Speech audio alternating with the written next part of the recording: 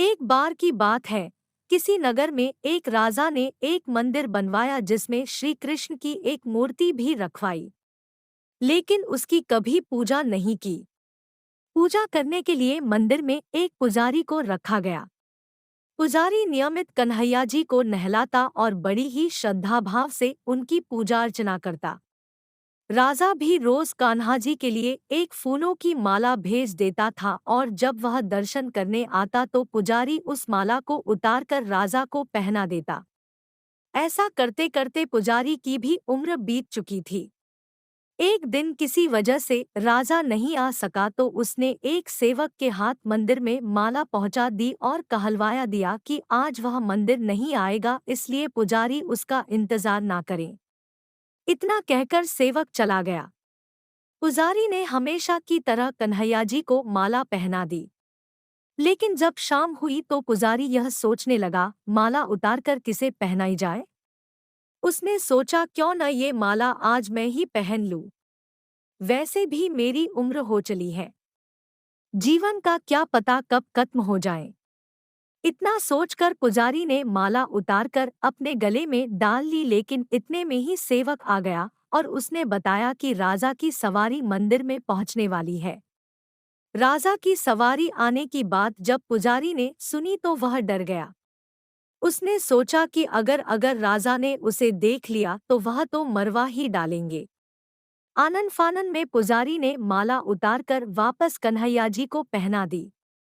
जैसे ही राजा अंदर आया तो हमेशा की ही तरह पुजारी ने माला कान्हा जी के गले से उतारकर राजा को पहना दी। लेकिन माला पर लगा सफेद बाल देखकर राजा समझ गए कि पुजारी ने यह माला स्वयं ही पहनी थी। बस फिर क्या था, राजा क्रोधित हो उठे और उन्होंने गुस्से में पुजारी से पूछा कि माला पर सफेद बाल कहाँ से आया। तब राजा की बात सुनकर पुजारी डर गया और बोल पड़ा, ये तो कन्हैया जी का है। अब तो राजा और भी क्रोधित हो गए क्योंकि कान्हा तो भगवान है और उनके बाल सफेद कैसे हो सकते हैं। इसीलिए राजा ने फरमान सुना डाला कि कल श्रृंगार के समय राजा खुद आएंगे और देखेंगे सच में ही कान्हा जी का सफेद बाल है या पुजारी झूठ बोल रहा है। उन्होंने कहा कि अगर पुजारी ने झूठ बोला होगा तो उसे फांसी दे दी जाएगी। राजा का फरमान सुनकर पुजारी का बुरा हाल हो गया। उसने सोचा, अब क्या करें, कहाँ जाए, अब तो उसका मरना तय है। तब रोते रोते वह भगवान की शरण में पहुंचा और उनसे कहा कि हे केशव, मुझसे झूठ बोलने का अपराध तो हुआ है, लेकिन हो सके तो मुझे क्षमा कर दे और राजा से रक्षा करें। पुजारी ने कहा कि हे माधव, आपकी सेवा करते करते करते मैं वृद्ध हो चुका हूँ। अब आप मुझे माफ कर दीजिए, ऐसी गलती दोबारा नहीं होगी। यही कहते कहते पुजारी की न जाने कब आंख लग गई और उसकी आंख तब खुली जब सुबह हो चुकी थी। उधर सुबह होते ही राजा भी आ गया और कहने लगा, आज कान्हा जी का श्रृंगार वह खुद करेगा। ऐसा कहकर जैसे ही राजा ने कान्हा जी का मुकुट उतारा तो देखा कि श्री कृष्ण के तो सारे बाल ही सफेद हैं। लेकिन राजा को फिर भी यकीन नहीं हुआ। उसे लगा कि फांसी के डर से पुजारी ने ही बालों को रंग दिया होगा।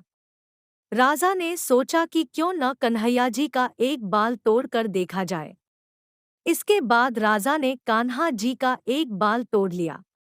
लेकिन जैसे ही बाल टूटा कन्हैया के सिर से खून की धारा बहने लगी। यह देखकर राजा भगवान के चरणों में गिरकर माफी मांगने लगा। तभी श्री कृष्ण की मूर्ति से आवाज आई, हे राजन, तुमने मुझे केवल मूर्ति मात्र ही समझा, इसलिए आज से मैं तुम्हारे लिए केवल मूर्ति मात्र ही रहूंगा। लेकिन पुजारी ने सच्चे मन और पूरी श्रद्धा से मेरी भक्ति की है, इसलिए उसकी अनन्य भक्ति को देखकर मुझे अपने बाल सफेद करने पड़े। कन्हैया जी ने कहा कि भक्ति में कभी भी संशय नहीं होना चाहिए और सच्चे भक्त की लाज तो मैं कभी जाने ही नहीं देता।